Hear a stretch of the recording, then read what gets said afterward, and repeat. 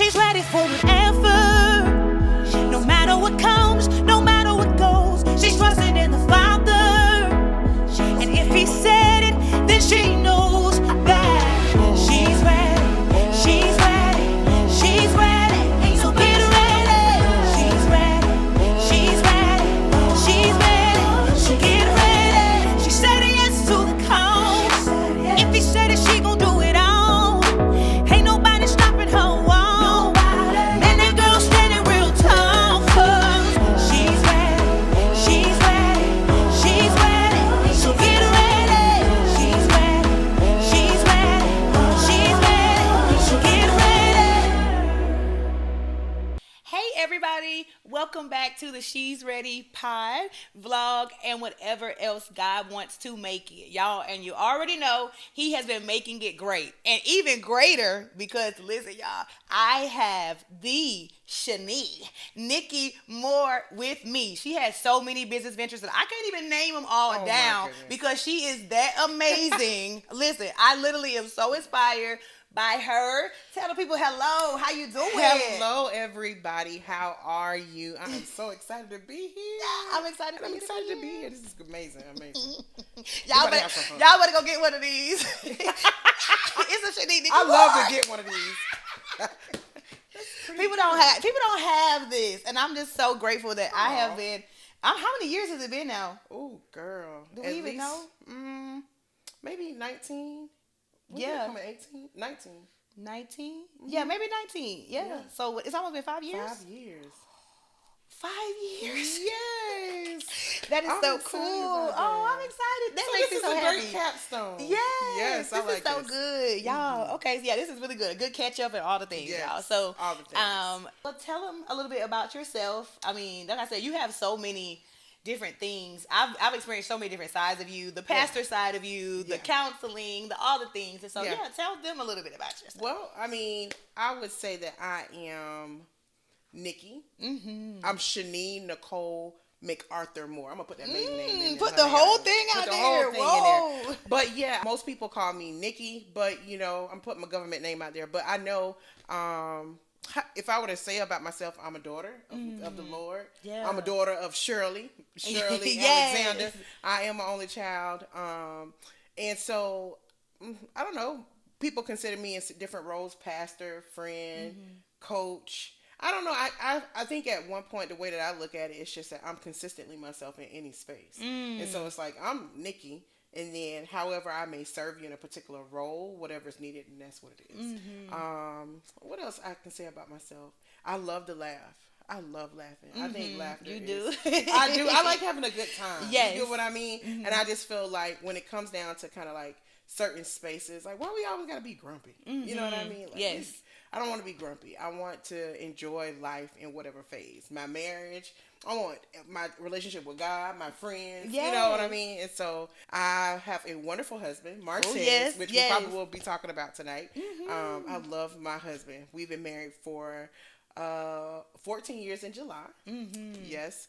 And so currently I'm in school. Oh, and I'm excited about this. One more year. Marriage and family therapy. So you got your whole therapist out here. Yes. A therapist. So basically the way that I look at it is I really want to see an intersection between faith and therapy. Because I feel like there's a lot of stuff which we're going to be talking about today. It's a lot of conversations that need to be had in religious spaces. Yes. And not just the church, even in our own life. Right. And so what else about me? I don't know. I just love having fun. I love worship. That's a whole nother side. God. People don't even... Y'all, she can sing. Oh, my And she don't even be singing more recently, but I have not sung in such a long time. But we gonna get back to it. We are. I love having a good... Girl, I just had a good worship moment, too. Oh, just being in the presence of the Lord and just... Woo! That's what I'm talking about. Like, lashes off. Makeup dripping, everything. That's what I'm talking about. Get ugly. Yes. Get ugly. I love it. I love that. And outside of that, I just love having a good time. I love people. I do. I love people and I love God. Yes. So I would say that's pretty much myself. Yeah. And I will say that shows. It shows that you love people and you love God. Every time you're in a room, like I still remember the first time I met you. We were at LeGrand and you walked up to me and you were like, "You're so beautiful." Because you are so and I beautiful. But it was like what I needed in that moment. And I literally was like, I'm about to cry because thank you. Like, I don't always feel it all the time. Like, I wanted to just, but you just invited me in. It was just so peaceful and so beautiful. I literally was just like, I'm going to crumble in her arms and tell her that I don't always feel beautiful all the time. Like, it just felt so safe. Really? It felt so, and you promote that. Like, you promote that. Like, people, you meet them and they're ready to tell you their whole life after one sit down. That is really true. They just like, so one time, No, that actually happened. Me and Martez were actually at a wedding and we were about to get some food and literally did not know the lady at all. We sit down and then she was like, "So, let me tell you about my life." And Martez looked at me like, "You okay?" And I said, "Yeah, I've gotten comfortable with it." Yeah. And used to, but yeah, people will tell the business. You hear me? Yeah, I mean, the way you just approach people, it makes you be like, "Oh, home, safety." And so I was literally ready to be like, "Okay, what else you need from me? Like, I'll give you anything. Like, do you need $100 today? Like, I'm gonna give it to you." Like, it was just so amazing. Like, and it was. I mean, then we had our whole journey. Yeah. I was getting married in a very short period of time. 2 months. 2 months. I can't even believe that. Like, I forgot. We were meeting every week. Every week. We met twice a week. We met twice a week for 8 weeks. Woo! We had to do 16 sessions. Yes. So we got very close. We did. Very fast. And it was just a beautiful process. Oh, wow. I recommend it to everybody. Like, y'all, no, don't go to that person. You need to go to Pastor Nikki, Pastor Martez. Like, their perspective, the way y'all, I mean, just work with us. Marriage boot camp. It was so beautiful. But I mean, in a 2-month span, I'm like, y'all, if you don't have to do it in 2 months, don't do it in 2 months. Yeah. Please do it spaced out. But I mean, I was grateful that I got to do that with y'all. I got to know y'all a lot and really get invited into your marriage and all the things. And I'm grateful for that to this day. Girl. And we've still been connected ever since. And I'm so proud of you. Both. I'm telling you, I'm so proud of you and Reggie. Like, the growth and just to see what God has done and even the goals that, thinking about just where you guys were when we were at that table, just talking about different things and you guys pursuing and being persistent. Like, hey, we're going to work through this. We're going to work through the barriers. We're going to work through the little challenging times and to see what you're doing now. Yes. Girl, God is faithful. Almost 5 years. And that's what I'm saying. I told Martez, I was like, when we do this, with these couples, like the one thing we're serious, we're on that whole sustainable. We ain't know about the whole, like, just a nice wedding. We want a healthy marriage. Yes. We all about health. That. I love that. And yeah, to this day, I'm still using the tools. I go back and look at those binders and all the things we talked about. Or I'll remember something that, even like Pastor Mark says, he had said something to me that I say to this day. Like, he reminded me that, like, he was like, Iman, you're a human being, not a human doing. Yes. Like, and you get to just be, you know. And so I tell people that all the time. I'm like, y'all, I'm just being. Like, I'm just being. Like, this is what I'm giving you, and I can just be in this space. And it's taught me a lot or whatever like that. And so, and then we got married, and I remember, you remember we had our first little tiff, our little first run in. I remember. I called you, and I was like, girl, I left with my mama's house.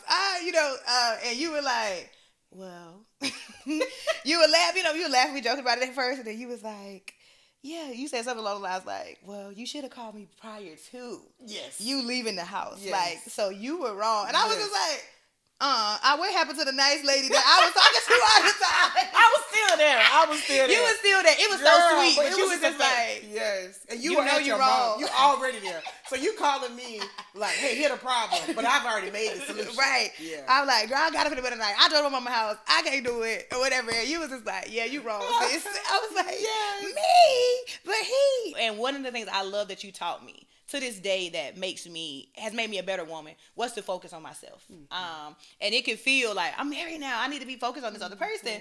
But you literally taught me how to care for myself and how to be a good wife in a way that, still took care of me. Like, and so we walked individually, even in that, what about that? And you taught me how to be emotionally well and all those things. And I'm still growing in that. Like, so I have not arrived, by the way. I have not arrived there. I have some days I'm like, you did so good today advocating for yourself. And then there are other days like, you could have done better. Like, you could have done better today. Like, you were just a ball of emotions, and you actually didn't say anything. You didn't even use any good language, you know? And so I'm still learning in that area. Yeah. You know, I think, and again, I'm probably going to get into that encouragement mode, because I think a lot of times we do look at things like, you know, I didn't do good, or it was bad today, when in actuality, we're living out our life, you know, and so we're learning how to communicate how we feel, what we're thinking about, and in different situations, sometimes it's easier, and then sometimes it's a little bit more difficult. But why do we have to say that the difficulty is something bad? It just shows us where we may need to continue to develop. Like, you know what? I didn't have language today, but that's okay. I still have tomorrow. And one thing, maybe I don't have language, but today, what I've gained out of this was awareness. You know what I mean? Yes, so I just good. want to say that to you. So if you're like, you know what, I was very articulate in how I felt, and I said no, and then the next day it's just like, I didn't really do well. Well, maybe that relationship you were in is a little bit different from the one you felt comfortable stating your ground. That's so good. Yeah, no That's bad. so good. That's so good. And I love that what you just said too, because it also makes me like slow down to take inventory in those places. Because like, okay, yeah, you might have did good advocating at work, right? Yeah. But there might be something at home that you like, I struggled there, what like that. And to be like, okay, both of them are good moments, because you get to see where you still can work at. And so I love that. And it also kind of shows the different complexity of the relationship. Like in some spaces with our jobs, right, we don't have as much emotional depth or value or maybe ties. So it's easier to kind of be like, no, you know, but when it comes down to our spouse, it's not necessarily that we're just not wanting to say, we want to say no. We want to communicate so many other things, right? So it's kind of like, I want to say no, but I also want to get ensure that my no is not rejection. Or I want to say no, but I'm also trying to say I'm still open. I want to say no. You know what I mean? I get what you're saying. Or it's just kind of like, well, I don't know if it's really a no. Sometimes I say no because I feel some type of way, and no just stops everything. But I really would say yes, but I want you to value me. You know what I mean? Yes. So, so many God, other, that's so good. That's so good. So it's kind of like, maybe it ain't even no that I'm trying to say. That's why I was saying, like, you know, we sometimes we're just so hard on ourselves about the way that we perform, right? And I think that a lot of that comes from like society. A lot of it comes from the way that we're raised. It's like when we're doing well, hoorah, look at you. Right. You know what I mean? And we're like striving every day to be that person, when in actuality, you know, we're learning, we're people who are just learning life, and we're discovering things. But I think sometimes because of like social media, sometimes our environment, the people we're around, it's always this need to continue to kind of achieve. Right, you know what I mean? right. Like, you ain't did that today, you know? Right. You're like, oh, stand up for yourself. You're like, I am. But you don't even know why you're doing it. Right. You know what I mean? I just want to get an A, you know? And it's like, bump that. I'm tired of getting grades in life. Right. You know what I mean? Whose grading scale is this even on? Like, exactly. Who? You know Who was what the I mean? teacher? Who gave us this? People out here trying to live. This day-to-day inflation. Clearly. Life is happening. Like, I know. Baby, I cried today. I'm getting the E for effort. You know what I mean? That ain't even on the scale. Okay, I cried today, and I'm still proud of me. Like, you know. Yes. So I love that. Yeah, I just wanted to say that to you. This is what my thought. You know, we're more prone to want to do things. We're more motivated when we're encouraged. And I think that we have a lot of language that we say to ourselves that is very discouraging. Yeah.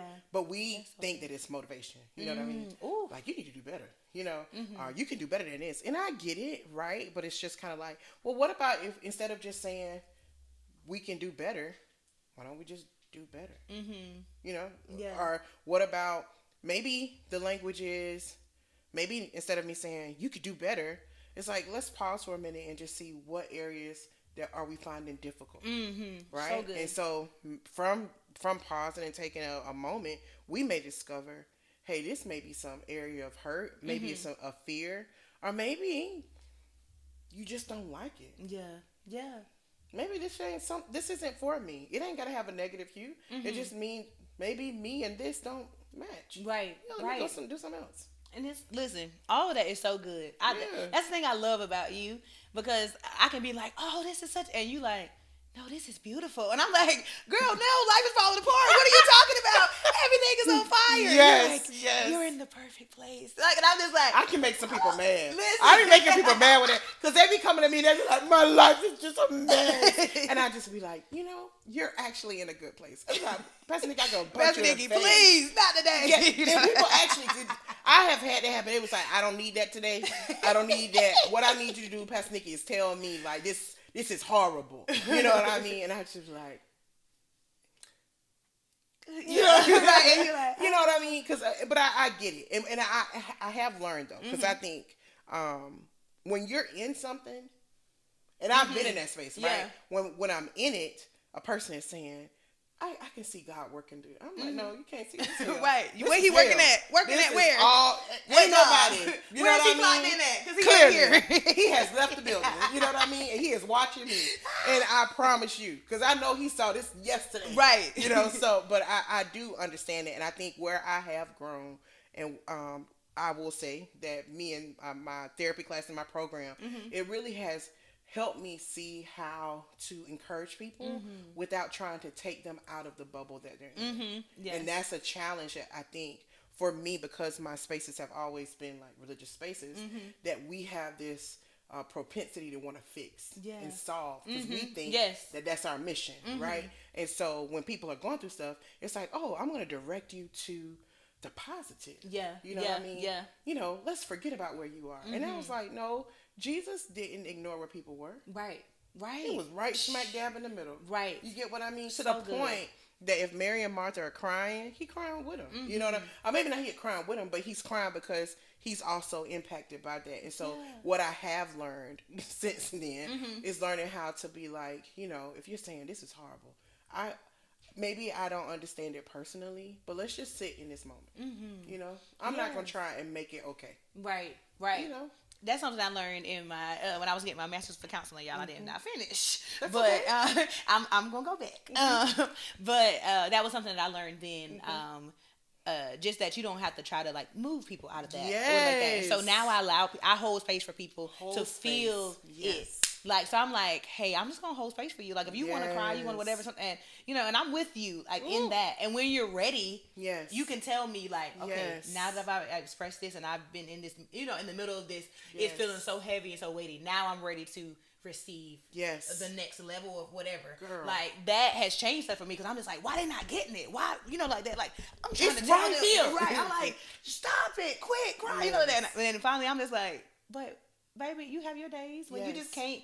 When you're in the middle of something where you don't feel like you can come out of it or whatever like that, and what you don't want nobody fussing at you or trying to give you positive patty at that time, that. So like, what would you need? Yeah. And so even asking people that, what do you need right now? Yes. Like, do you need a pep talk, or do you just need me to hold you right here and and have your back? And either one is okay. Like, girl, what's crazy to me when you even saying that, it made me think about the reason why it was so difficult for me in the past to be able to hold space for people, or to say, hey, what do you need? Because I wasn't asking myself those questions. That's so good. You know what I mean? That's like, so good. I wasn't even creating space for myself so that I could just be okay with where I was. I was never okay for a while, and never is a strong word, right? But I will say often in areas where I felt like I could improve, or emotionally I didn't like the way that I was, handling myself, because I want to have this kind of positive outlook. I never really held space or allowed myself just the space to just be undone. You get what I mean? Yes. I'm trying to figure out, how can I make myself better?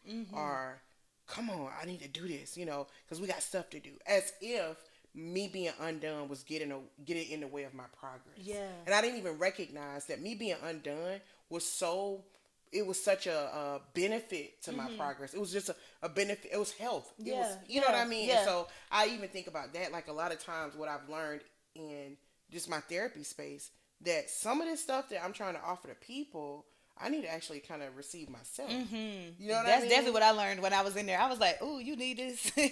Uh-oh. Girl, that's for me. Like, exactly. Oh God. Exactly. So, yeah, I think learning to hold space, and whatever that looks like, giving myself the opportunity, the freedom to be just like jacked up. Yeah. Yeah, that thing was freeing. Listen. And now when I'm coming to you or talking to anybody else, their messiness doesn't make me uncomfortable. Yeah. Because that's something I did learn recently. My teacher was saying, she said, you know, a lot of times, even when people are crying, I'll never forget this. That's why I like this tissue. Yes. She was saying somebody was crying and was trying to hurry up and give them tissue. And she said, stop trying to give them tissue. And in our whole class, like, why? You know, girl, snot coming. Right. And we were like, and she said, her snot is bothering you, not her. Ooh. And when I tell you that was a word for me, because it made me realize, even when we see people in situations or maybe in different challenging moments in life, sin, or maybe when we say they backslide, their life bothers us more than sometimes it bothers God. You know why? Because God knows that he has the capacity to change this. Yeah. God knows holistic. But for us, we that stuff bothers us, right? And I've just been asking the Lord for more and more. Teach me to be filled with your mercy. And you know, I don't fear that I'm gonna compromise. That's and again, some people be like, Pastor Nikki, you know, we need to be careful. Yes, but I don't want to be motivated to be better through fear at any point. Right. You get what I'm saying? So my thought is, if I see somebody and they're undone and they're not put together and they're falling apart, that in the past I have always been driven by fear to try to help that person. And the reason is I'm afraid for you. And I get it. It's like I don't want you to go out here and you die and you don't. But my thing is that, you know, fear has never, in the hands of mankind, has never been a good tool. Ooh. You know what I mean? And if God is telling me in 2 Timothy 1:7, he's not giving me the spirit of fear, then why am I going to use fear in any way as to wield it in my relationship? Why am I going to use that to wield it with myself? Man. You get what I mean? Yes. I'm over here. So it's just kind of like, and all of that happened with a box of tissue. When that lady told me, she was like, her snot is making you uncomfortable. And I started realizing, you know, I rush a lot to try to fix situations because it look ugly. But we're gonna work this out, and we're gonna see how this situation, you know, what does God want to do? I know I feel like I'm just giving all these scriptures, but this thing popped up in my heart. Philippians 2:13 says, it is God at work in you. It is God at work in you. You know what I mean? And I think we get in the way of the work that God is trying to do, not only in others, but even ourselves. Yes. And we just like, you know, this ugly. Right. God just like, that's fine. And by whose standards? It's ugly. I'm not worried about it. Right. God ain't stressing. Right. Oh. When I say I love this, so this actually something I just kind of walked through with in my marriage. Or like that. And so, you know, a couple weeks ago, we had this big, you know, blowout argument, and we were doing so good, right? We were doing so good. We were on this good path. Ain't had no arguments. And when it happened, I just was like, it was all a fraud. It was all a lie. Like, I thought we were doing good. You know, like that. I mean, I was just like, I'm done. I can't do it anymore. It was very dramatic. Yes. It was so dramatic. Them things were real. Listen, and I was just like, we're done. We can't make it anymore. You know, that, whatever. And I know the Lord just was like, please, cut, baby. Please, y'all carrying on bad. Yes. But by the time I made it home, me and Reggie were back talking again. And that is the quickest we've ever gotten back after an argument. Yes. It was the quickest. The next day, we were friends to each other. Yeah. Very holding hands, very touchy, or whatever like that. And so the next day, I was just like, but God, I'm mad. Because how can we get back here? Like, even though we were talking, I still had this, like, angry, because I don't like the ugly. I don't like the... Like, I have such a fear of it. Yes. I realize how big my fear is, that if it's messy, then I'm scared everything is going to fall apart. Like, God, if there's any blemish or stain on us, then I'm like, how are people going to, even that, how are people going to see us? Like, you know, we're in ministry, and what about, you know, that, all these different things. And I was just like, I got some, and God literally said to me, he was like, celebrate. And I was like, hello? Celebrate what? There is nothing to celebrate. I'm like, we just had a bad blowout. Literally, we said the D word, and if you don't know the D word, we said the D word. We said divorce. We said we're done. Like, I was like, it was done. Divorce. All these words all these bad D words that you just don't touch, right? We were like, yeah, but we're gonna figure it out. Like, all of that happened or whatever. And I ain't talking about a long time ago. This was like a month or so ago, right? And literally, and the Lord was just like, celebrate. And I'm pouting with him. I'm like, ain't nothing to celebrate. And I know we back talking. And I know we da-da-da. And he was like, that. And he reminded me of when we used to argue. When both of us be like, I'm leaving. I'm going this way. I'm going this way. Or we're going to be in the same house. We're not going to talk for weeks. Yes. We're going whatever that. And the Lord was just like, this is victory. It is. Like, and he told me to see every moment like this as faithfulness. Yes. Like, because it not even just that, like, oh, we recovered well, but even that it exposed something else that we get to work on together. Like, girl, that now we know, like, okay, cool. We get to work on how we deal with our conflict together in our marriage in a good way. Like, and so the Lord was just like, baby, celebrate. Mm-hmm. Like, celebrate, and so that was just a beautiful moment for me. And so when you're talking about the, like, me not wanting to see the snot or the tears or the whatever like that, I'm like, that literally is me. I'm like, God, don't let me see the snot and tears in my marriage. I don't want to see the mess. Like, I want it to look spotless, clean, and I'm like, even that, to who and for why? To who and for why? For you or for everybody else? Do you want other people to be pleased? Do you want, like, and I had to realize even all of that. I was like, I don't want to even be an embarrassment to other people. Mm-hmm. I don't want to let people down. I don't want, people come to me all the time and be like, I love seeing you and Reggie do this together and all this and that. And I'm just like, oh, that. And so I'm just like, man, people are watching us, mm-hmm. and I don't want to be giving off a fraud. Like, that same week I shot a marriage episode, like that. And I was just like, God, am I going to have to get up here and fake to these people that, like, I'm okay, like, that everything is okay? And he was like, you're not faking. Yes. Your marriage is good. And this is the thing. I just want to say, thank you for just sharing in that way. Like, mm-hmm. just a moment. Not even trying to get to another point in mm-hmm. what you said. I want to just kind of pause and be like, man, just the beauty and celebrating your the vulnerability mm-hmm. for you to share that moment. Because that's another thing, right? That we would go through those moments and then we're in a space where we know how to compartmentalize them mm-hmm. and they only happen in our home mm-hmm. and then we present ourselves in a way, and it's not necessarily we're trying to present ourselves falsely, but because we've been a part of a societal kind of like microcosm that'll say this is how you do it mm-hmm. like how you said, like, I don't want to be a fraud. So what's a fraud? Mm-hmm. So you're telling me that in order for me to be authentic, that means that I have to consistently express that there is no conflict in my marriage because relationships don't have conflict, because mm-hmm. why? We love Jesus. I mean, the disciples was arguing in the boat. You know what I mean? I'm saying, and these jokers, some of them was married, but I'm saying, like, they literally with Jesus in the boat and they having conflict. Mm-hmm. You know what I mean? Yes. And so, I mean, if Jesus in the middle of conflict, if Jesus in the middle of people and they having serious conflict, Jesus. I mean, if he can't make it better, Jesus. You know what I mean? And it's not even saying that he couldn't make it better. Mm-hmm. What it's saying is that he allowed those moments. Mm-hmm.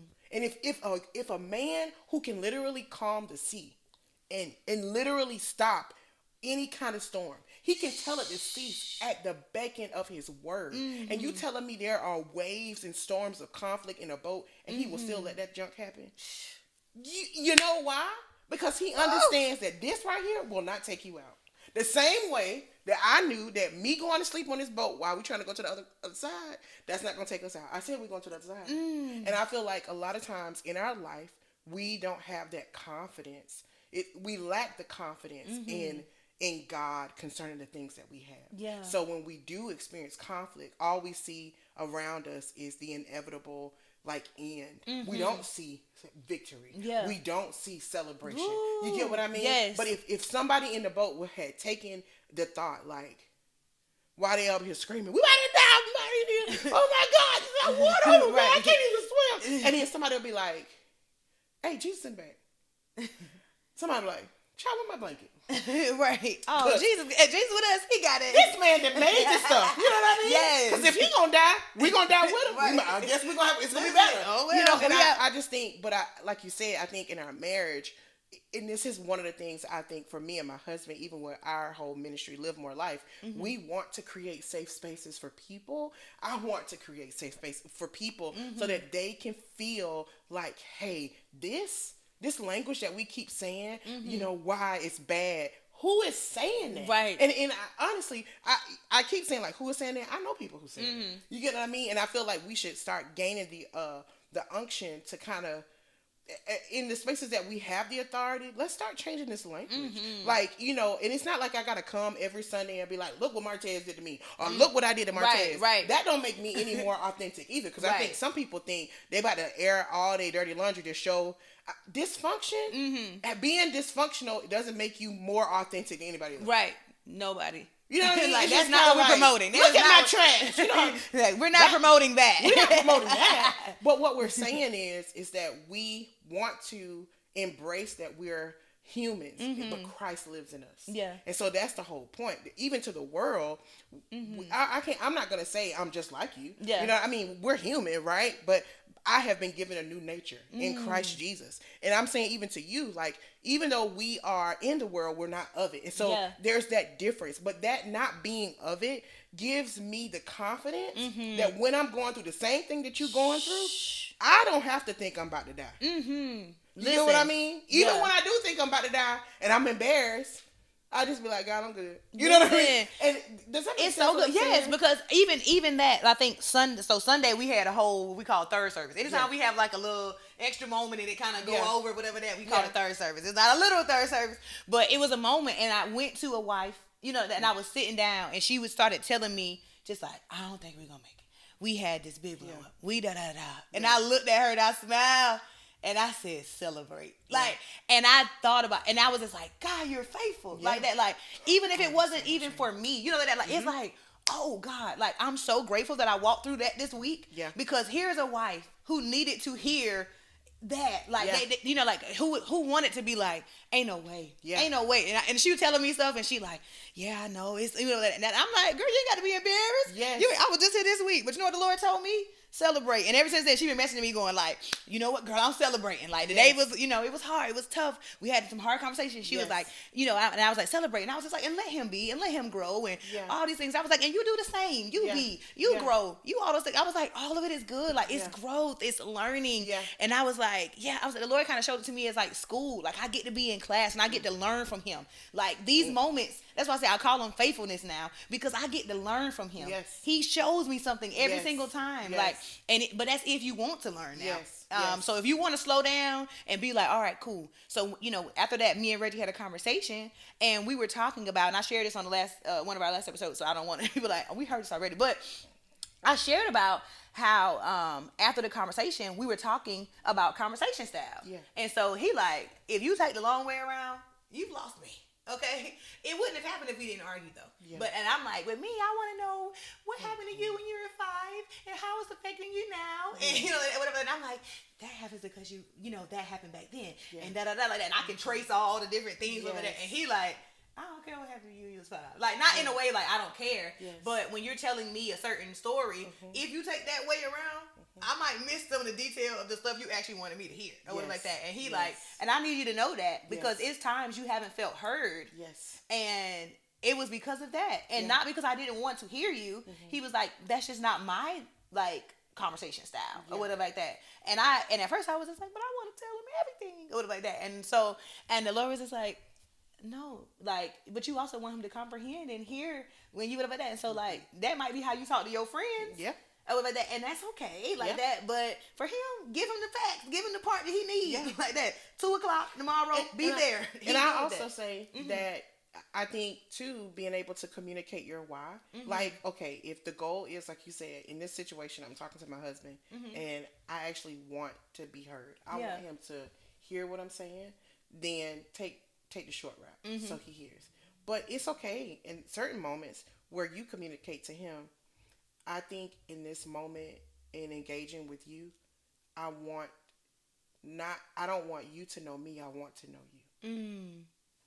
And then when he knows that, then he understands your long route is really not because you're just using a whole bunch of words. And you got a whole bunch of questions. You want to know him. Oh.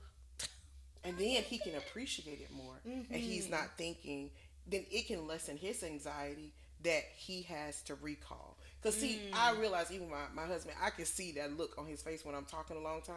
And he just be, it almost like he be freaking out like, same. I didn't, my cap has already passed, and she's still talking. And she gonna ask me to recall. I ain't gonna have it. And I remember telling him one day, like, oh, you're good. You don't have to. In the anxiety, and it made him more available to me because it was just kind of like, in his heart, he wants to be the best for me. But he's showing me, in order for me to produce what he perceives his best, I need short. Yeah. You know what I mean? Yeah. But when I was able to tell him, oh, that's not necessary. You know what I mean? I'm sharing all of this because I just want to be known, or I'm asking you all these questions because I want to get to know you. Yeah. And so, does that make sense? Yes. And it's so good. I was like, oh, I love, like, yeah, that just blessed me. I was just like, oh, you saw me. I was like, oh. Yeah, so you don't have to, I mean, and again, we do, I really believe in accommodating our spouses and even people understanding, but I also think the more we become self-aware about what we're actually trying to do or trying to accomplish, we can communicate it. Now, even after you say, well, I want to know more of you, if he was just like, well, I don't want to tell you, then that's a boundary. And we'll talk about that, right? Right. That's a boundary. It's just kind of like, well, why? And it's because we're trying to comprehend, but he set a boundary like, hey, I don't want to give more information. Yeah. That's different. But sometimes that may not even be the case, It's just that we haven't communicated our real desire because we don't really know it, But it's we learning. Yeah. And beautifully, right after that, he literally was like, okay, so then it might be helpful for you to tell you this. And he just walked me through some different things. And I was just like, oh, man. That's but what honestly, you wanted. had we never had that argument, we would have never had that conversation. Yes. That's what I'm saying. And that's why I was just like, the faithfulness of God. I was going to share something. When you said faithfulness, it caught my attention because you kept saying the Lord was telling you faithfulness, right? And then I was looking it up and it was talking about how faithful means loyal and steadfast. And so when you say that, like the faithfulness of God, I think when we think about faithfulness in a marriage concept, we're just thinking about like a person not cheating and them being consistent and being there. But when I think about even the steadfast thing, it made me think like, oh, steadfast literally means resolute and unwavering.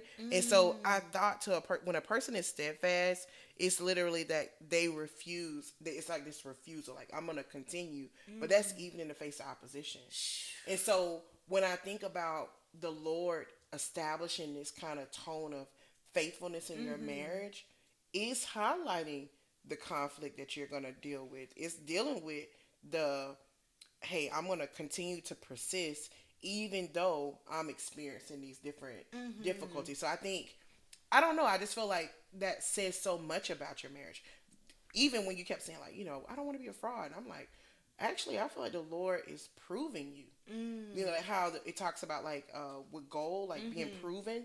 Like I think it's showing how rich your marriage is because it's kind of like, look at this bounce back. Look at this recovery.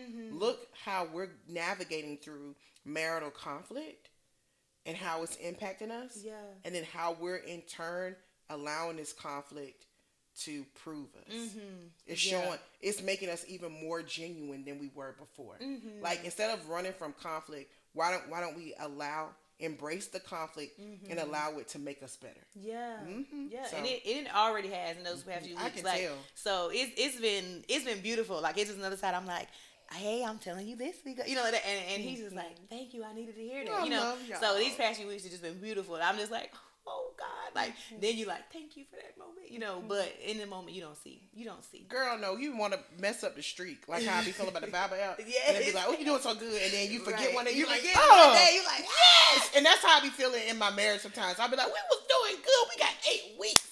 Of just good time, and then I be so mad. I just be like, why did we have to argue? Right. And it's just like, Nick, well, what was you trying to do?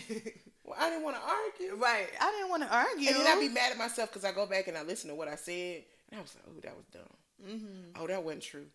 Oh, dang it. Why did I get so upset? Right. I'd be so ashamed. Yeah, that's what I say. When I traced back the argument, I was like, that was the dumbest thing ever to start that argument. Like it was like, how did this get started? Yes. By something silly. I remember we fussed about a song before. Our perspective about a song.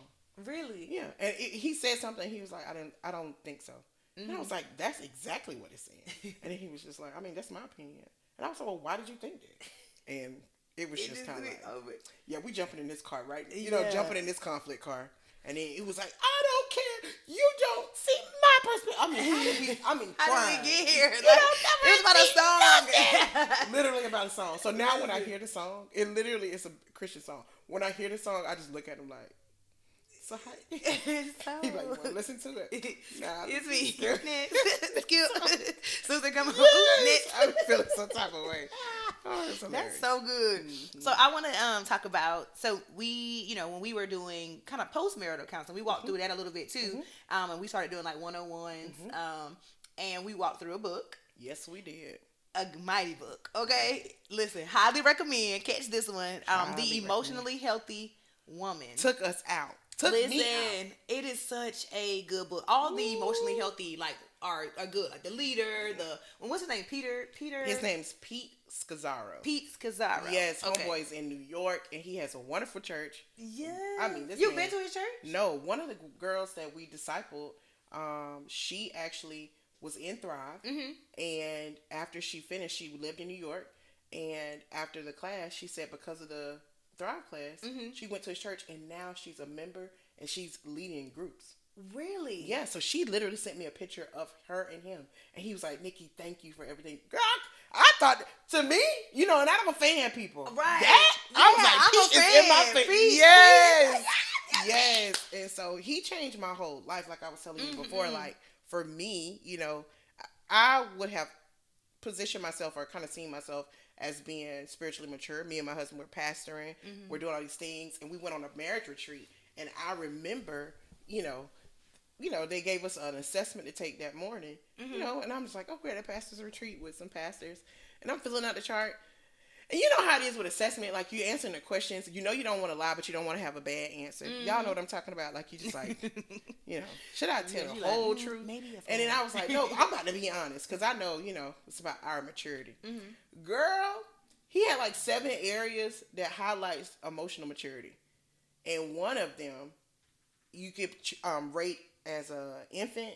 It was like infant, child, adolescent, young person, or a mature. Girl, out of the 7 areas, I probably had 2 that were mature. I had maybe 2 that was like, 1 that was like young adult, and then 2 that was adolescent, and 2 that was infant. Ooh. And girl, when I saw that infant, I looked at my chest. I said, "Let me see yours." What you got? Compare. Like, what you talking about? No, let me see. Cause I'm like, I know good and well my grown behind ain't no infant, and I'm like, let me read this thing. Let me go back to the question, cause I probably read it wrong. Cause I'm not a baby, right? And clearly I'm not a baby. This girl ain't no baby. You know what I mean? I'm grown out here, leading people to Christ, going out. You know what I mean? A straight baby. I'm talking about swaddling clothes, baby, wrapped in a manger. Clothes, baby. You know what I'm talking about? I'm talking about whole diapers. And literally, I'm sitting here, and the areas where I was an infant was in boundaries. Limits and boundaries. Ooh. And I think internally, immediately, when I read it, I knew. This is correct. Right. Like, this is correct. Okay, you got me the first time. But what I didn't want, and what was so sad, the guy was like, all right, so we're going to share. No, we're not going to share. Oh, we're not going to share. What I'm going to share? Who is share? I'm not sharing. He's like, raise your hand and babes. Not me. You know what I'm like? And God said, we're going to start lying. This is worse, And so it was boundaries. And the other one was about grief and sorrow. Oh. That I did not know how to process grief. And it took me about almost two years to really come to grips with the fact that I have not learned to grieve well. And I've experienced a lot of death in my life. Like, my mom had 2, I was the only child because my mom had me first, and then she had 2, my sisters, and she had to carry them to term. But through my whole life, she still referenced my sister. So she was like, it's your sister's birthday. So I've lived with these sisters who never existed. Jesus. Does that make sense? Yes. And it's kind of like we're acknowledging this death. And I mean, even if she says, Mom, I love you. But it was just kind of like the way that I learned how to talk about death was like it's present. But how do you really grieve something you never really experienced? Right. You know what I mean? Right. And then when people would die in my life, or my dad passed, my grandfather's passed, my uncle who was like a dad passed. All these people are passing in my life, and I literally would just kind of cry, go to the funeral, and they don't exist anymore. But when you're actually dealing with grief that way, honestly, when you understand the process of grief, that one day at the gravesite is not grieving. Mm-hmm. And so I am literally, and everybody see my personality. Mm-hmm. So just imagine all this death is happening in my life, and I'm just moving forward. Mm-hmm. Where is all this stuff going? Right. You know what I mean? Mm-hmm. And I realized I don't know how to process loss. Ooh. Man. And so it was only until, and being real vulnerable, only until we started going through the IVF process, and I had my first negative in 2020. I'll never forget, we're now, everybody is isolated. Mm-hmm. I'm going through IVF. I've gotten a negative, and I lose it. And I don't know how to hold myself together, and we still got ministry with Ford City, and the ministry is growing. And I'm having to be present, and I am breaking down mentally. Like I can't hold together. I can deal with other people's loss, but this was my own loss. I never had a loss of my own. You know what I mean? Like, this was my body. This was and I'm just like, I don't know how to navigate. I don't know what to do. And I just broke. I didn't have anything, And so I realized in that moment, like, just through that book, like, we were going through stuff like, I am not okay. Yeah. And we've been hyping up this spiritual maturity, but nobody's been having these conversations about what it looks like for us to be emotionally mature. And this is where she started coming in, right? Right. And she was just like, boom, I got it for you. Quit lying. Like, you're lying, girl. Like, I was like, I'm not lying. She's like, yeah, you told him you was doing well. Yes. Yes. I was just trying to say the thing that we usually say. Like, they say, you should just be like, I'm doing good. I'm telling you. So hit Pete Scazzaro, if you're even listening. Like, your ministry, your book, the truth, it just really hit me hard because, again, I want to be whole. And if you're here, I'm telling you right now, if you can get a chance to, emotionally healthy leader, are we telling it? Yes. Emotionally healthy leader, healthy spirituality, healthy woman. All of them. All of the things, right?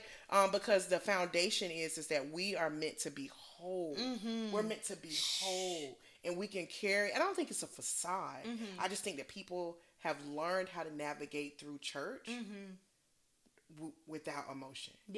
Or the emotion that we have reserved is just tears and worship, screams and shouts. You know what I mean? We'll get mad with the enemy, but we don't know how to deal with the anger that we have with ourselves. Yes. Ooh. The anger we have with our spouse. The anger we have with the people who we are around. You know what I mean? And even God. And we don't know how to reconcile. We don't know how to reconcile those moments. And so I just think the book really put it in your face. Yeah. Like, you really want to grow? All right, let's talk about how you feel. Yeah, girl. So. And I think even to now, just referencing like me starting to embrace emotions. I remember when I started to like embrace emotion. At first, like I was supposed to feel empowered, right? Yeah. I immediately felt like I was the weakest link all the time because I would just be in there like, they're like, okay, Iman, you got anything to say? Like, we do like chapels, all different things that we do, right? And I'm like, I'm not okay. Like, I know everybody's saying they doing good, but I'm struggling with, like that. And but and it wasn't until later, like people were like, I wish I could have that. Like, I wish I could cry. Like, I don't know people when. come in after you to get all that, they'll come in a secret, like Zacchaeus, and be like, hey, I felt this. If you don't tell people, tell everybody that it was the most beautiful thing you experienced. You know, like that. Like, I wish I could have shared the way you shared today. Like, but in turn, I watched though how it would be maybe 2 or 3 people the next week that would just finally like break out, and I'm just like, yes. Get it in there. Like, like that. Like, share how you're feeling, like that or whatever. And, but yeah, at first it felt like I'm just like, dang, every week I'm in here crying. I'm just a mess. Like, am I disqualified? Even in that, I'm like, am I disqualifying myself? Girl. Because I'm over here every week. They like, everything is good. And this and that. Well, I see myself as this. And I'm like, when they get to me, I'm like, I don't know, like something is like, I feel like I'm grieving with something, like I don't know, like, and I was like, and it's not a person, but I feel like I'm grieving like a loss of the years or the time, maybe during COVID or something like that. Like, I feel like I lost this time that I can never get back, and that I'm not going to be who I need to be or something like that. And I'm just like, I don't know if that's what it is, but I feel that. That's like, so good. Just all of that. And that's what stuff I'm kind of talking about. And everybody else in there just like, I love when you said the part about, and I'm just like, no, I'm going through it, and I was like, and I need to voice these things out. And like I said, later seasons, people came to me and was just like, that was, your vulnerability was your superpower. Mm-hmm. And they were like, it was very admirable for a lot of people. And so now I try to lead in that way. I noticed that it promotes more of a safety with my teams, my people around me. Yes. And I thought that, like I said, at first it felt like I was undone and I was weak. I realized that it was strength. Like it was. It is strength. It's not even was. It is strength. And I try to fight to keep my vulnerability and stay open in that way. Yeah. I was thinking about when you say vulnerability is your superpower. Mm-hmm. It's your superpower because you recognize the vulnerability is recognizing that in spaces where you feel naked, mm-hmm. that you choose not to do what Adam and Eve did. Ooh. Not to try to cover themselves. Before this sin issue came, mm-hmm. them jokers was naked the whole time. Right. And they were okay with it. Just okay. Right. But the moment that the enemy kind of suggested the fruit, they made the decision, now being naked is a problem. Mm. And so when we start to realize that type of level of transparency and vulnerability is, we normalize that, mm-hmm.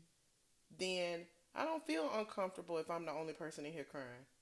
I'm okay with my skin. Yeah. You know what I mean? Right. That's what I said. By the 10th time, I was just like, and y'all know what time it is. I might cry, but I'm going to tell y'all this. Like that. And I was just like, I know that I'm winning. Like, I literally was like, I feel myself growing and becoming like just free in all these different ways. Yes. And even to discuss who put this stuff on me.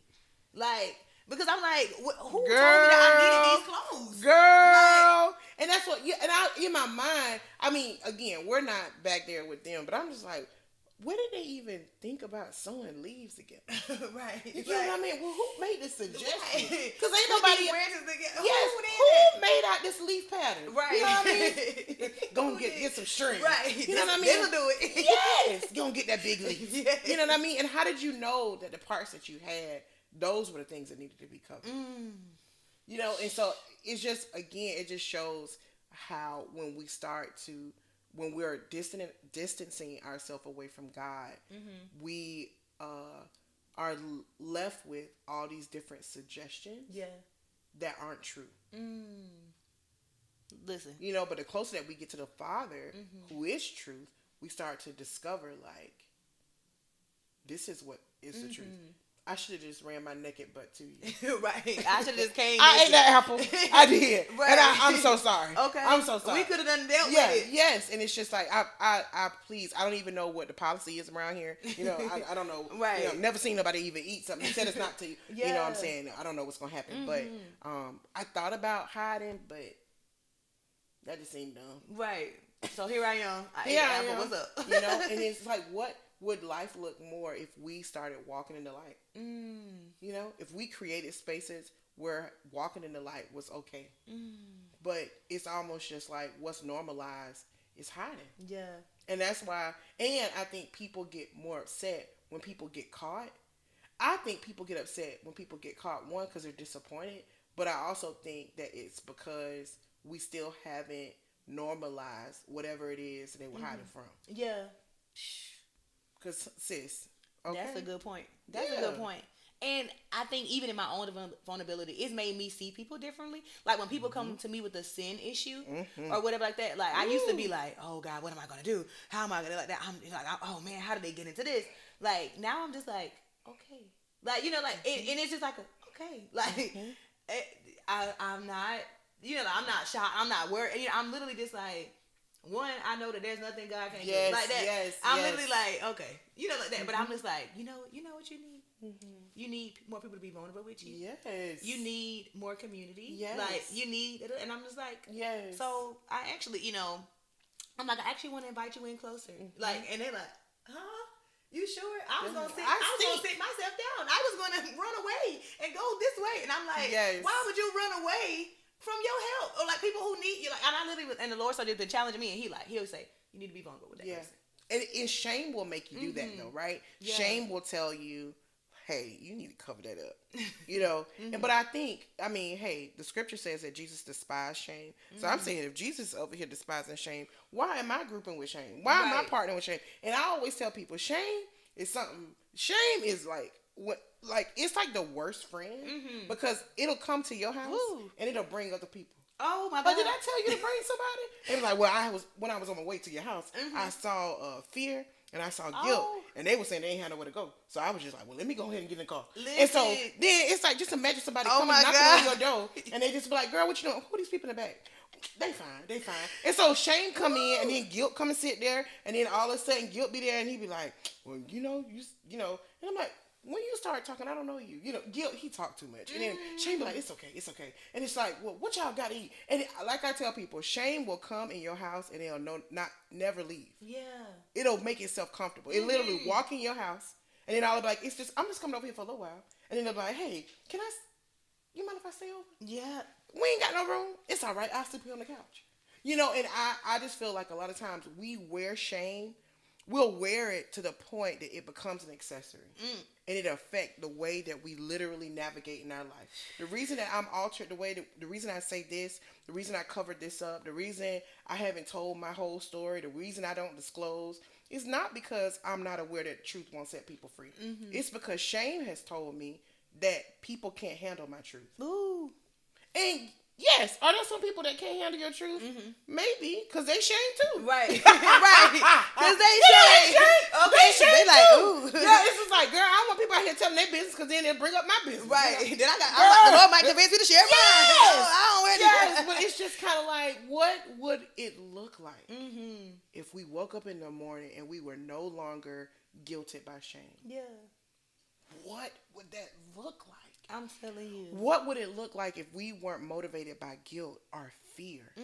You know what I mean? Yeah. Like, in these conversations that you're having with people, that you're able to just be like, girl, we was fussing the other day. It was bad. Right. It was bad. And it doesn't absolve. I'll say this. A lot of people just kind of be like, you know, but we need to be responsible. That is true.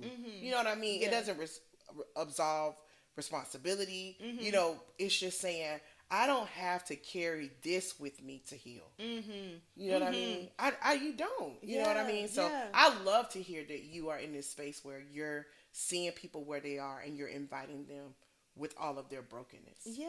I think it's beautiful, Amon. And the way God has just, I mean, I guess revealed it even more to me that it is something that he desires from me. And so I was sitting at lunch one day with a group of women or whatever like that. And we brought up this app, right? I made a post about it on, like, the Lord told me to make I heard the Lord told me to make a post about it on TikTok. I saw it. And let me tell you something. Girl, you wrecked the internet with that one. People probably think I posted that and was, like, extremely happy about it. I sat there and I cried. Wow. And I cried and I was just like, because I knew it was gonna have freedom attached to it, right? But there was also this fear that I kind of was like, God, when I started this thing, I thought it was going to just be doing like some fun, like, oh, she's ready. But I have been praying about all my content with all the posts. So when God was like, post this or whatever, I was cool with it being a conversation. Girl, you out there. I was cool with it being a conversation on Monday. I don't think I was cool with possibly not being popular because I would be rattling and, you know, messing with some things that, you know, like the other side. So then I did, you know, so, you know, it was popular with the, you know, Christians, and they was just like, yeah, I walk free from this and da-da-da-da, whatever. But it actually got to a side of Facebook where they was just like, what's wrong with Twitter? And she must be some kind of addict, and she must be some kind of da-da-da. And the Lord was just like, going back to your side of freedom, baby, because nobody told you to even come over here. Like, you know, and I was just like, amen, God. Amen. What about that? But I was. I love that. I was just like, God, this can shake some things up. Like, and I thought I was just gonna be posting some nice sweet content, like, everybody love yourselves and it's gonna be great and get ready for whatever God has for you. And the Lord was like, no, that if you thought that what this was, nah, I saw a ministry. Like, it's crazy going back to your emotionally healthy woman, right? The first thing that she said was quit trying to what? Quit being afraid of what others think. You know what I mean? And I think we can be like bad girls and be like, I don't care what nobody think. Girl, half of your motivations, down to the way that you put your lashes on. Listen, you are thinking about somebody. You think about how they gonna think about me. Oh, they gonna like this girl. Yes. So I just, I'm telling you, I definitely love when the Father brings us to those places of sobriety that we're able to kind of understand, like, you can't just quit caring about what other people think, or what she said, quit being afraid of what others think. Quit being afraid of what others think, and we understand the culprit that fear always attacks is love, right? So we understand when they're really trying to say, if his wife, Pete's wife, was saying, quit being afraid of what other people think, what she is trying to get us to put our face toward is being established in love and truth. You get what I mean? Yes. So it's kind of like, on my own, I ain't about to do that. Yeah. Girl, that thing's so weak. Listen, that's why I just be like, okay. Because at that table, at the table, I brought this conversation up, and I was very vulnerable about, and I'm vulnerable. I'm here. We here. Yeah, I basically talked about, I was like, baby, this app right here that got me in some trouble, got me in a whole, a whole pornography addiction that I never thought I would have. It was like that. And I was exposed to pornography at a very young age, like that. But, who thought when you get married that this would be something that comes up or whatever, and so when I was literally just, again, like walking through my process, how I ended up there and all this stuff like that, I was just like, man, I'm this minister, I'm this, I'm this, that. How could I ever get here? Like, or whatever. And then the Lord was just like, it's a lot of people that have gotten here. What? Yes. It's a lot of people who, that, and he was like, he was not in a way of making an excuse for me, but once he started walking me through the healing of it, and he was like, and now you got to speak about it. And so literally, I saw the app on one of my baby's phone, right? And I literally was like, delete that app now, like that, or whatever. So it brought up a conversation. I was very vulnerable. And at the table, every single woman that was sitting with me said, yes, that happened to me too. Yes, that, like, or I just had it deleted a day ago, or I just had the whatever that, or I'm even still struggling with it to this day. And thank you for being vulnerable, because I would have thought that I was the only person in ministry, or the only person who, was a wife or this or that, like, who was struggling in this way. And when I say it, I literally was just like, man, like, imagine me living in shame with that. Yes. For so long. Like, yes. Like, even the other people that's attached to the freedom that, like, all the stuff that God is doing, and you would rather live in shame. Yes, and shame always tries to encourage you to be quiet. It literally carries with it a muscle, and it's just saying, put this on your mouth. You know what I mean? And so just imagine how many people struggle in silence, and they're not encouraged to open up their mouth until they hear a sound. Yeah. That sound has to come from us. You know what I mean? Yeah. That sound has to come from somebody. Somebody has to speak up, And again, opening your mouth, does that incur conflict? Yes. Yeah. But truth be told, conflict already happened. Right. It's just, you just doing it by yourself. Right. I'd rather be in conflict, have a whole gang of people in here with me. Right. And sharing the load. Right. When I got to carry this by myself, in silence. Listen. Girl, that's like silence in the land. Girl, silence in the land with Clarice. Man. Girl, that's crazy. That's crazy. When I say I love you, girl, that whole thing, that really blessed me. I love the fact that you are fully embracing this space that you have emotionally. I even looking at you now just to see your own just emotional health. Here, I'm going to share this thing with you. One of the things that Pete was saying, here are 7 areas. You remember I was telling you about the babies when I was a baby? Yes. Okay, so here are the top 10 symptoms of emotionally unhealthy person. Please. Okay. Yeah, I'm gonna get my note out too. Yes, give it that. Yeah. Yes, I hope y'all got a notebook out. This has been so good, y'all. I mean, and if you, if it hits you, you know what I mean, just check it off. Woo. So the first one, the top 10 symptoms, is using God to run from God. Ooh. Yeah. I'm just gonna read the list. I ain't even go through them yet. Using God to run from God. The next one is ignoring anger, sadness, and fear. Number 3 is dying to the wrong things. So those are the fourth symptom of being emotionally unhealthy is denying the impact of the past on the present. Ooh. Girl, That's the way you went right there. it is. You know what I mean? And that's, you remember when I was telling you, even when people would pass or if I would experience loss, that it literally almost would be the past don't exist. It's just like all I keep thinking about is the future. And I get it. You keep like people like, let's move forward. You know what I mean? But do you know what you're dragging while you moving forward? Ooh. You got boulders of the past. You know that, and you Ooh. trying to.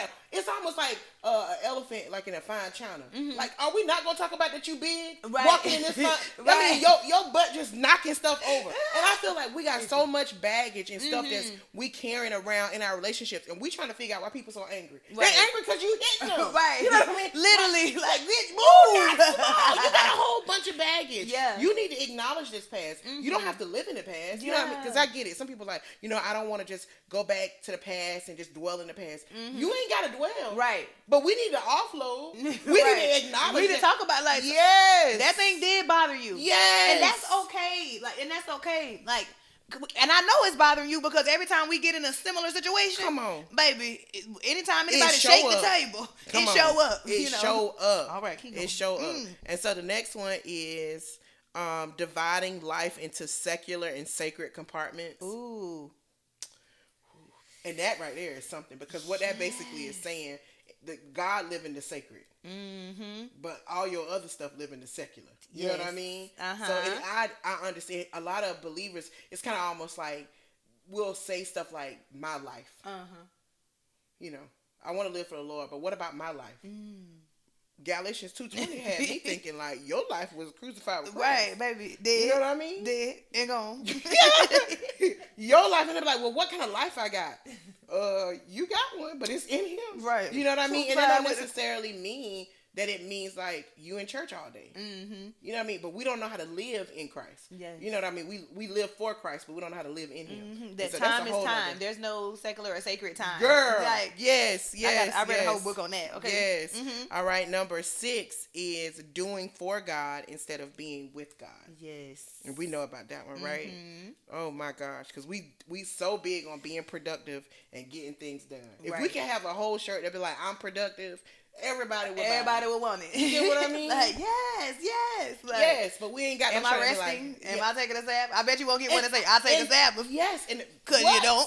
Because you don't. And the thing is, it's just like, what if we promoted what God got done instead of what we got done? We don't even know what He got done because all we worried about working in yes, getting our list, talking about what we done did. But God is just like, I promise you, you'll get more stuff done if you were aware of what I've done for you. Baby, I'm clutching my pearls that I'm not even wearing. I can't. Girl. I can't. Because I mean, when you think about it, and people always like, when I think about it, good. What I think about it, what is it? Jesus and what He's done for me. You know what? Most of the time, what they thinking about is He brought you out of the pit. He brought you out of here. He brought you out of that situation. God, He's still doing that. Right. He got so much other stuff. Right. You so much I mean? more. So much you more. Don't even want to. You want to know Him in another way? Yes. And I mean, think about His goodness and all that stuff. But I'm just saying, like, I mean, yes to the productivity. But I'm telling you, God has done so much. And there's some stuff that you trying to do that He already done worked it out. Yeah. You save yourself some time. I'm just saying. Oof. All right, so that's doing for God instead of being with God. Number 6. Number 7 is spiritualizing away conflict. We literally just got to talking about that. Spiritualizing away conflict. Yes. We do not. We want to sweep that stuff under the rug. And here's some things that say. I just want to pick this one because it's pretty good. It says some of us may be guilty of one of the following: say one thing to people's faces and then another behind their backs. Ooh. That's spiritualizing away conflict. Ooh. Make promises we have no intention of keeping. It's me. No, I mean, it's me. When I tell you this book be coming for your whole life, it's me. You just be like, I'm about to lose weight. You know what I mean? It said, this is a good one. You know when you are spiritualizing away conflict, when you give people the silent treatment. It's me. When I tell you, me and that silent treatment, literally, it was kind of like a tool in the bag. I'm carrying it in my purse all the time. Yes. Oh, you want to make me mad? Ooh. You need anything? Nope. Girl, I will one word you so quick. Listen, and that's why I was like, so that when we got in that conflict, well, recently, I literally was like, God, I got permission to, I don't be giving you everything and everything away. So I got permission in at least in one area to give, and I literally was like, for a week. And, and I was like, and I'm not even gonna tell, I'm gonna tell him that I'm not talking to him for a week. Ooh. I was like, I'll even do him better. Ooh. I ain't even gonna just do it. I'm gonna tell him, you get a week of me not talking to you. Ooh. God was like, girl, if you don't get your heart up there. Girl, the fact that you gave this man notice that he not to be. And so when I told him that, he was like, you really was going to come tell me that? I said, I really was on the way up here and God dealt with me before I got to you. Literally, I was like, I deserve this. God, I've been giving you my yes in every way. And you know how we spiritualize all this stuff. And he like, do you hear yourself? You think you deserve to be foolish? Woo! Because I done called you up in every other area. Like, so now you get to get some room and space. No. Yes, I got a few more. I ain't gonna do all of them. This one is a good one too. Become sarcastic. Ooh.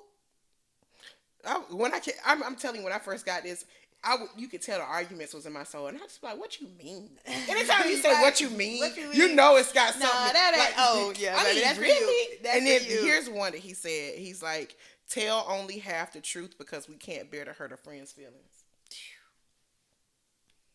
Spiritualizing away conflict. Ooh. Say yes when we mean no. This is so good. Find an outside person with whom we can share in order to ease our anxiety. Girl, I'm over here. I'm just like, I'm over here. I'm like, okay. Here is the statement about that. It says, out of a desire to bring true peace, Jesus disrupted the false peace all around him. And that is something that I'm telling you, I want to grow and mature. Because I can tell you, I've been in a lot of different spaces where, and it comes down to that whole facade and mask, where you know it's false peace. Like, that's why I love the fact that you were in that room. And I'm not saying everybody had to be feeling a particular way, because, hey, if you happy, you happy. You know what I mean? But it's kind of like, if you can fully own yourself, yeah, I'm about to cry. You know what I mean? Like, this false sense of peace, this about to be disrupted. You know what I mean? Like, and especially, I'll just say, to truly, you know, in a lot of, like, church spaces that we have, and I love the local body, right? Yeah. But I just think that in order for us to really see healing in these particular areas, we got to start to be honest, right? And I even say, for me, that's why I say I definitely can relate, because imagine Pastor Nikki. Yeah. You know what I mean? Like, again, I've heard it, like how you did this whole introduction, and it's just kind of like, yeah, but Pastor Nikki got thoughts or comments or ideas or perspectives that actually, I don't think I really agree with this kind of facade. Yeah. Or if I say, you know, somebody say something, and most of the time we'd be like, oh, that was good. Sometimes in my mind, I'd be like, but it wasn't. That wasn't it. You know what I mean? That ain't even truth. You know what I'm saying? But I feel like we just learn how to kind of accommodate. Yeah. You know? Yeah. We don't want to rock the boat. Or we don't want to be the one who's initiated it. Yeah.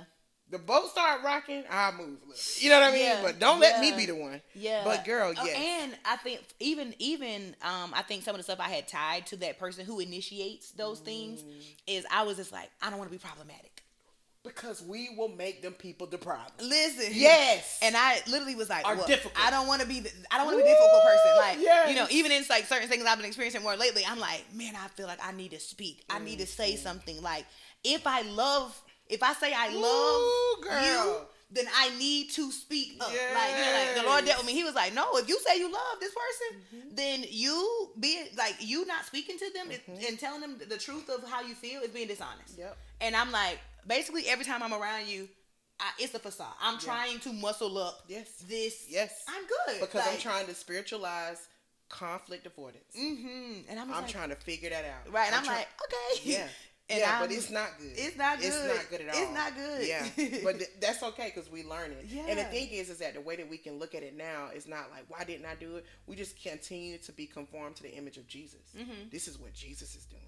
Jesus understood that when he opened his mouth, these Pharisees and Sadducees about to be really upset. Yeah. And he understood that they actually had the authority, and they were the voices that people were listening to. Yeah. So just imagine if Jesus was insecure about himself, and he felt like he needed them to establish his authority in the earth, that he would have went by their systems so that he could get his Father's will done. But when you, and I'm saying to you, and what I'm discovering, when you begin to have your identity established in the Lord, and you know who you are, you don't need other people who even may have a voice, or who have the voice of others to establish who you are. And I used to live that way for a lot of times. I would be silent because I would just be like, I want the people who have the authority or the ears of people to think well of me, because they establish they don't establish nothing. You know what I mean? They may establish a tone,